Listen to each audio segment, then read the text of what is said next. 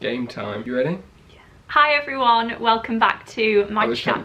I was tempted to jump in and go hi everyone as well, but I left it. Yeah. I don't know how to be in front of a camera. I've forgotten. Can we? What do you mean you've forgotten? You never knew. Hi. I couldn't resist twice. I couldn't. I'll stop. So you may or may not have seen that a few weeks ago I made my own tag. I made a literary fiction book tag, which is going quite well. Seems to be. Lots of people have done it and said it was good. I've watched a couple of other videos of people doing it. So that's really nice. I thought we would get Cameron to do my tag today because everyone seemed to enjoy him being on my channel last time. Everyone was very nice. And he also likes reading literary fiction. So I thought we would get him on and see what he has to say about the questions. Yeah, prepare for the worst literary fiction tag there will be. Shout out to my super fans Harry and Tuva. Let's just jump straight into questions. Sure. So question 1 is, how do you define literary fiction? Yes. That is question 1. It's the hardest question, to be fair. It is meant to spark discussion, and there isn't really an answer. Yeah, so honestly, I have a foolproof way of establishing if something is literary fiction. Just apply these nice, easy steps to any book, and you'll know if it's literary fiction or not. I ask Jasmine, and then she tells me yes or no, and I go, cool, that is or it isn't, and I just take her word for it. And that's about it. That's honestly how I do it. If I had to define it, I'd just define it basically the same way she did in her video. Probably because I asked you the first time, I wanted to know what it was. So it'd just be like a lot of analysis of something, be it like psychoanalytical analysis or sociological analysis or experimental writing. Those would be like the main hallmarks of literary fiction for me. Done. Question 1, smashed out. Well done. A little bit quicker than, what's that gentleman called? Which gentleman? Steve Donahue. A little bit quicker than Steve Donahue. Yeah, that's true. Question 2 is, name a literary fiction novel with a brilliant character study. So I told Cameron to try and keep it to 1 book per question, but I don't think we're doing that. No, we're not. I'm just going to name a couple of, most of the ones I've read. Yeah. We'll just flash it and then we'll get rid of it. Flash it. Get rid of it. Flash, Little Life. It's the book. I was better at BookTube last time I came on. This time, I'm needing more help. There's going to be more editing involved, I think. It's really good. What's it It's about 4 people. It follows their lives from university through to what, like 60s, 70s, something like that, and examines their friendships and their relationships and kind of how their lives turn out. Obviously, throughout that, it's all about character, because you're basically just following their lives and seeing how they develop as people and how they react to different situations and different kind of trials and tribulations in their lives. That's all character stuff. Really, really good. Big fan of it. If you want to hear more about that book, watch one of Jasmine's videos where she talks about it, because she'll do a better job than I will. The other one is what I'm reading right now, which is why it's getting a little shout out. Freshwater, absolutely amazing book. It is, I don't really know if it answers this one. So it examines character, but the character has, I don't know if it's split personality disorder or what. She's got like multiple selves in herself, but they're also like spirits in the book. They're not like multiple selves in the traditional sense of like multiple personality disorder or whatever. It's like actual kind of spirits from, I think it's a Nigerian religion. It's very autobiographical, isn't it, this book? So yes, I guess it's going to be quite reflective. So it's really interesting because you're reading it, one sense you're kind of reading about several different characters. They're all inhabiting the same body, and you kind of know, because she said in interviews that it's kind of autobiographical, that it's all just about one person in the actual kind of real, like, step back from the book sense. So it makes it really interesting to read in that way, that it's all about like one person character type thing, and it's really good. And it talks about, yeah, you can kind of view it as a character study. I don't know, it's great though. I haven't read this one yet. I do want to, I think, at some point. Yeah, it's maybe quite triggery. Very triggery, a lot of trigger warnings for a lot of stuff. So wait till my mental health is a bit more settled. Last time it felt so easy. This time it feels hard. Why does it feel hard? I don't know. Stressed by the camera all this time. Oh. Question 3 is, name a literary fiction novel that has unique or experimental writing. And once again, I've gone for 2.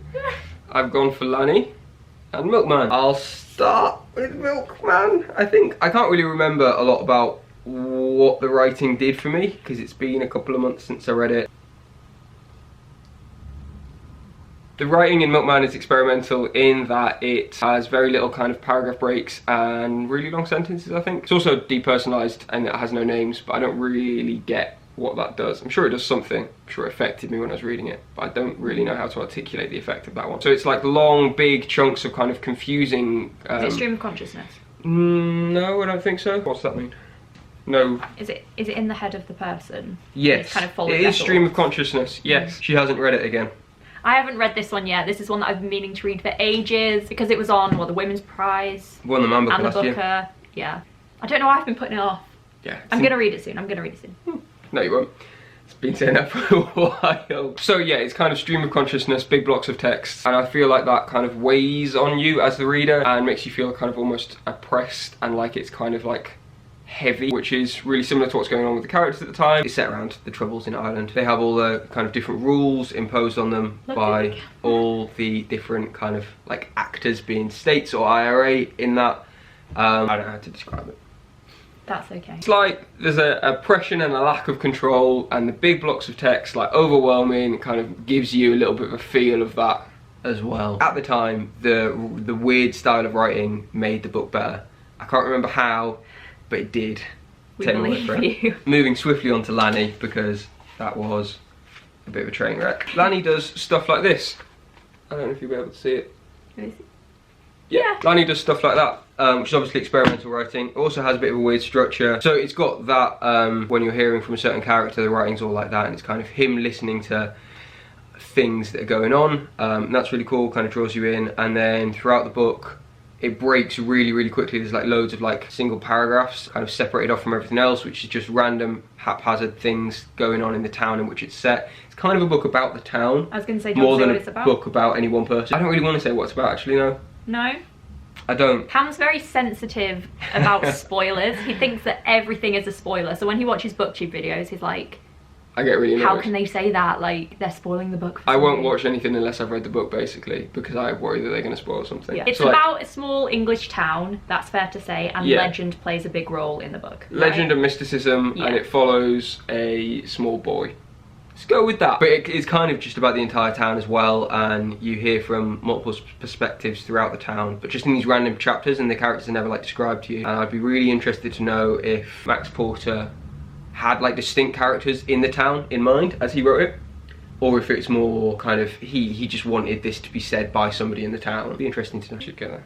Put more in front of your face. Hide your face. There we go. We have matching nails. They are yellow and sparkly. We both have sparkly nails. Damn right. Because I was doing it the other day to cheer myself up. And then you wanted it done too. And we both got compliments on them. We did. Loads of compliments. Yeah. Despite the fact mine look awful. Cam's are worse. People were but saying nice things. the L It does looks actually look really bad gross on you. my skin. Yeah.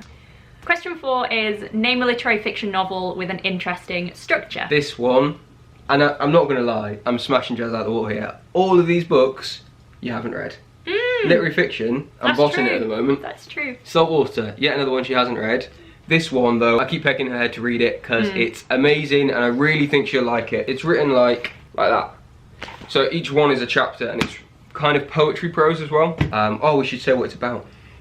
I'm getting better, you forgot that time. It's about a woman and her family. You definitely go back a couple of generations and you're not really sure at some points how much it's about her mother and how much it's about her. It's about her and trying to find out who she is. It's kind of a self-discovery, self-identity thing. She moves to London, then she moves to really rural Ireland, and it's like her figuring it out. And it really, I don't know, it really resonated with me. I feel like it'll resonate with a lot of people in our generation who are like trying to figure out who they are right now, you know, like I'm sure every generation goes through it, but right now we're going through it. It's confusing. It's confusing shit. At the time, I wasn't sure how much like I was getting into it. It was definitely like a 4, but now it's like a 4.5. Like upon a bit of reflection, it's really like sunk in and resonated. I really, really liked the experience and the writing. So what did the structure do for you? Don't know, but it was good. I'm sure your notes that you've written down are really, really interesting and really succinct. Oh, I do know what the structure did from the notes that I wrote before. The structure draws you in and leaves you as the character feels a bit lost and even exposed, trying to hold together what feels like completely disparate pieces of her life, or for you, the novel. That's what I've written. That's deep, man. For the last video I had more notes, but for this video Jazz kept talking to me over breakfast while I was trying to write my notes, so we've got less notes and more shit. I think it's fair to say. Question 5 is name a literary fiction novel that explores social themes. Convenience Store Woman and Sally Rooney's Conversation with Friends. I'll start with Convenience Store Woman. It explores capitalism and kind of that need for career progression and constant like attainment rather than just like being happy and being content. She hasn't read this one either. I felt like it was kind of like how your self-worth was determined by your job. Yeah, well, for society, your self-worth is determined by your job, but it shouldn't be. And then relationships as well, like how you need to have a relationship at a certain point, and or society starts looking down on you and stuff, and it's like, fuck that. So it discusses capitalism and kind of like how the need for progression is kind of centered around how your job requires you to progress, and how society kind of requires you to progress rather than just like being happy and being able to find self-worth in being good at something that you're doing right now, which I think is something like, you know, we can all relate to. Like, I feel like I'm not getting anywhere in life as much as you are because I'm just working in a bookshop and you're like fucking smashing it. But this book's kind of like, no, if you're happy, that's fine. But it also just explores people that just don't really fit into conventional categories. But it is really short. I hate really short books, I've discovered. I love really short books. It just started getting into it when I was like, it finished. Yeah, so it just started discussing these things and it just touched on it and then it finished and I was like, well, that's cool, I'm glad you brought these things up, but I need more. Moving swiftly on before the video gets too long. Okay. Conversations with friends. I won't go massively into that one, but it discusses sexuality and monogamy in a big way. And that's really cool. Interesting. I, on a rational level, disagree with monogamy completely. I think it's an absurd, weird concept that we've kind of grown up with. But on a very real level, it's got its claws into me good. It's got its claws into me good. Couldn't deal without it, I don't think. But it was really interesting to read about it from that kind of perspective in a book. Question 6 is, name a literary fiction novel that explores the human condition. Do we know what the human condition is? Would you like to define it? I think what I said in my original tag was basically just a book that explores the things that are typical to living a human existence. So situations, feelings, relationships. So this book, Normal People by Sally Rooney. I really like Sally Rooney. I don't know if it really answers this question as well as A Little Life might have, because A Little Life explores the human condition in a more full sense, but I think Normal People does it better in one aspect. Yeah. So Normal People only explores, I would say, the relationship aspect of the human condition, and only like romantic relationships, and only really one, but it explores it really, really well and really, really in depth. It's about a relationship. People meet at 17. They have a relationship. We follow their relationship. It does that bit really, really well. Like, really, really well. I like it a lot. I don't know. Watch the other video where I talked about it. I discussed it there. I made more notes. You know what it does do really well? Obviously, a large part of the human condition is that you are completely unable to know what anybody else is thinking at any one point, and any interpretation you put on somebody else is your interpretation. And it does that really well, and in some chapters you're reading, and you just heard from the other side before, so you know what they're thinking, and then the character you're reading from then misinterprets it. And that interaction and that kind of confusion is a huge part of the human condition and relates to all sides of it, not just like romantic relationships, which is really cool. It did that well. Oh, my expose. My expose on Jasmine. So obviously, if we lean back, you see these lovely little tables we've got here and here. They always look so cute and nice in our videos. It's a lie. It's a filthy lie. This is normally on my table, along with all these. And every time she tidies it up, and every time I get annoyed because she forgets to put it back on afterwards. But that's real. That's real us. That's real. That's real me. Him. Yeah, her table does always look like that. That's my expose. Go and put it back. Inside story on Jasmine Allen. Yeah, I bet they're all dying to know. Question 7 is, name a brilliant literary hybrid genre novel. I kind of broke my golden rule from question 1 for this one, in that I picked this, despite the fact Jasmine told me it wasn't really... Oh, Silence of the Girls by Pat Barker. Despite the fact Jazz told me it wasn't really literary fiction, but I kind of felt like it was, but I'm not so sure. But anyway, I also picked, because I picked 2 for everything apparently, this Wolf Hall, which apparently is definitely literary fiction. Got the tick of approval from Jasmine herself. Yeah, in my humble opinion. Yeah. They're both historical fiction with literary fiction elements. Silence of the Girls is a retelling of the Iliad. It has a lot of female perspective in it. It's not all from a female perspective, unlike the fucking marketing made out. Bastards, those marketers. But it does retell it from a different perspective, and it puts a really interesting and nice angle on that story and kind of explores the female human side of ancient warfare in a really nice way.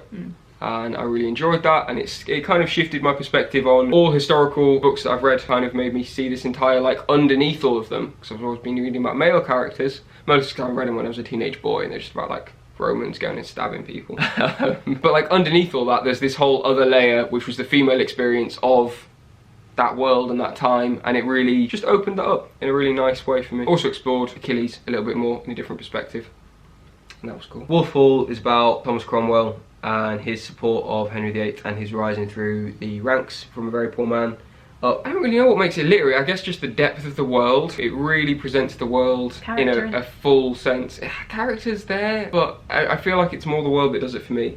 It gives a really full, like, geopolitical feel to it. You know that the Pope's interacting, the French King's interacting. You understand that all these dukes and the different religions and Luther and all the impact that it's having on the world and the characters that you're reading in, and that's obviously something that a lot of books struggle to do. It does that fullness better than pretty much any other book I've read, I think. Yeah, it's a pretty amazing really book. Super hyped for the third one after I read the second one. Yes, before March 2020. March 2020. It's my Tag, it's my tag. It's my channel. It's mine. Question 8, the final question, is what genre do you wish was mixed with literary fiction more? Fantasy, hands down fantasy, no doubts for me. I really like fantasy, but I find a lot of it quite, it's just fun, innit? Rather than like diving deep into characters and struggling. And I often think like, but that's a completely preposterous or unrealistic way for that character to react in this world. Like, how would people feel if there was magic in the world? How would people feel if some people were like so much more powerful than everybody else? How would that affect the mind? Why do these heroes not care when they've just killed like a bunch of people? You know, like why not see that side of things too? I really like a little bit more of that. Yeah, like whenever you read literary fiction, you often say things like, oh, the character's so good, or oh, the writing's so beautiful, but you don't often say that when you're reading fantasy. Yeah, there's been only a couple of books that I've said that about. Like? Name of the Wind is really, really good. Robin Hobb's Magic Ship trilogy is really, really good in terms of its characters. They have like really big, like changing different arcs, which is really cool. I really, really enjoyed that. And then Marlon James's Black Leopard, Red Panther. Red Leopard, Black Panther. Red Wolf? Red Wolf? Black Leopard, Red Wolf? Something along those lines. Jesus. Yeah, that was really good, and did a lot of literary fiction elements as well, and kind of dived more into character and unreliable narrators and experimental writing. I did that a lot. I'm super excited for the next one. Really hard to read though, that one. It's grind. Yeah. Absolute grind. We're done. Those are all the questions. Yep. Well done, Cameron. I booktubed again. And thank you for being on my channel. My pleasure. We did hear your requests on the yeah. comments from last video to do a video where we discuss books that we disagree on, which I thought was quite funny because we do that a lot. We get quite heated. Well, we would, just the other day we were arguing about Three Women. Yeah. Three Women's really good, but it's not as good as everybody fucking makes out. So we very rarely massively disagree on books. yeah, yeah. But So even with like a 0.5 star difference, we managed to argue. yeah, well, we were definitely arguing about it yesterday, like what, 2 days ago? And both of us got a little bit annoyed with the other one. Like, I was annoyed that you weren't getting what I was saying. well, you were wrong, so. So we heard that. I think It's a little bit of a teaser there for the next video for you. We might do that at some point. It'd be cool, it'd be cool. Bring it on. Bring it on, pal. I was honestly at one point, I was like, I'll make notes. And he won't. And like not tell him, and then one day I'll just Bring be it like, on, mate. let's do it today, and I'll be prepared. I want to win. Maybe they'd have to say in the comments who wins. Oh, okay, I like that. I can see that. They all know you, they all like you. Yes. I hope. Thank you very much for watching, everyone. I've got a third expose. Okay. Third expose. All these clothes, they're all mine. No. All the things she's wearing, all the fashionable hipster clothing. No, hipster, oh, that sounded twat. That's not all true. mine, all the vintage stuff, all the beautiful cool jumpers. We share so many of them. This is actually you share Cameron's. mine. But a lot of the stuff I wear is mine. Good proportion. Thank you for watching, everyone. We really appreciate it. I hope you're all doing really, really well. I hope your week's really nice. And I'll see you next week with my next video. Bye. Bye, everyone. Whoa. I'm too tall. It's the one and only fucking time that's been said. That's getting cut. Question 2 is name a literary fiction novel with brilliant No, it's not. Yeah. Question. That was way too quick. No. I have pink sparkly nails as well, YouTube. That's not going in, is it? Bless my soul. Hook was on a roll. Something opinion poll. Doesn't it go undefeated? No. Bless my soul, hope was on a roll. Cruising up the things in every opinion poll. Cruising up the ratings in every opinion poll. I keep looking at the thing and then back down and back up. Just look at the lens. I think I keep leaning out like this. I think you're going to look back and it's just going to be like half my face the entire time.